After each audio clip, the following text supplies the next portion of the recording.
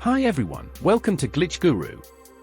In today's video, we'll show you what to do if you can't add your credit or debit card in the Apple Wallet app on your iPhone. If you keep getting errors like card not added, could not add card or invalid card while adding cards into Apple Wallet, first open the Settings app. Now, scroll down to tap on General. In this menu, tap on Language and Region. Here, tap on Region. From this menu, you will need to select a region that Apple Wallet supports, like the US, UK, Canada, and others. Once you've changed the region, try adding your card one more time. If you still get the error, long press on the Apple Wallet app on your home screen. Then, select Delete App, followed by Delete to uninstall the app.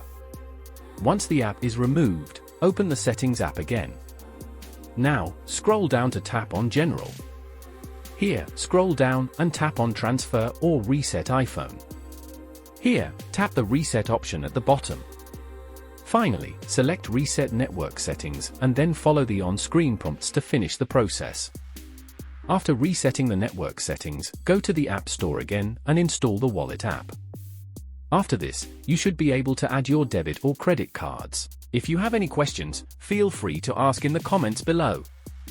And don't forget to subscribe.